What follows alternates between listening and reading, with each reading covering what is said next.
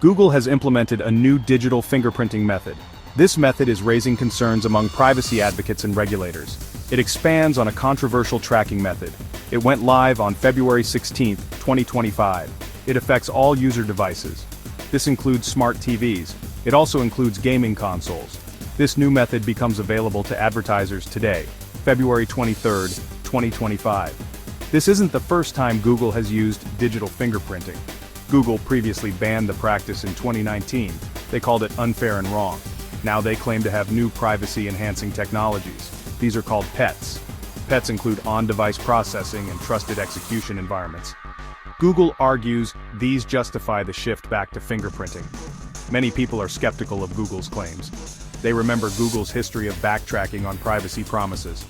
In July 2024, Google reversed its decision to eliminate third-party cookies. Instead, they introduced personalized privacy options. These options were part of their Privacy Sandbox initiative. Then, in December 2024, news broke about Google's return to digital fingerprinting. This latest move feels like a betrayal to many users. The lack of an opt-out option is especially troubling. This directly contrasts with Google's approach to third-party cookies. Google planned to phase out third-party cookies with a global prompt. This prompt would have allowed users to opt out. The absence of a similar option for digital fingerprinting is a major red flag for privacy advocates. Digital fingerprinting is a powerful tracking method. It collects unique data points from your devices. This data includes screen resolution and operating system. It also includes browser plugins and available fonts. Even your time zone and language settings are collected. This information creates a unique digital fingerprint. This fingerprint can identify and track you across the web. This method is very hard to block. It doesn't rely on cookies. Traditional privacy measures are ineffective. VPNs and privacy browsers offer little protection. Even Tor, the anonymity network, can be circumvented. This is because fingerprinting analyzes your device itself. It's like identifying someone by their walk, not their clothes. Data collected through fingerprinting is often combined with other data. This creates a comprehensive profile of your online activity, habits, and preferences. This information is valuable to advertisers. It allows them to target you with personalized ads. It's a goldmine for data brokers too. They can sell this information to the highest bidder. The lack of transparency and control is concerning. Users are often unaware of the extent of data collected. They have no way to access or delete this information. This raises serious questions about consent and data ownership. Privacy advocates are sounding the alarm. They argue that digital fingerprinting is a serious threat. Organizations like Mozilla have criticized Google's actions. They believe it undermines user trust. Regulators are also expressing concerns.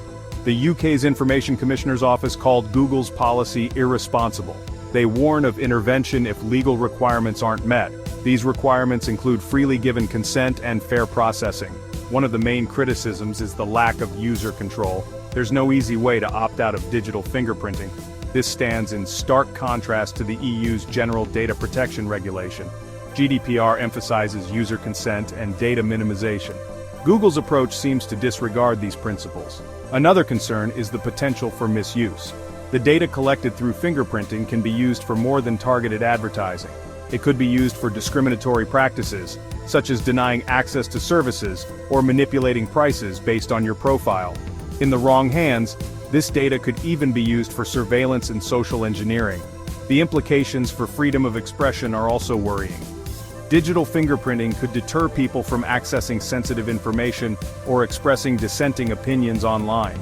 The fear of being tracked and profiled could have a chilling effect on free speech. The future of digital privacy hangs in the balance. The data brokerage industry is booming. It's currently worth nearly $390 billion. Experts predict it will reach $672 billion by 2032. This growth is fueled by advancements in AI and data collection techniques like digital fingerprinting. Regulators are under pressure to act.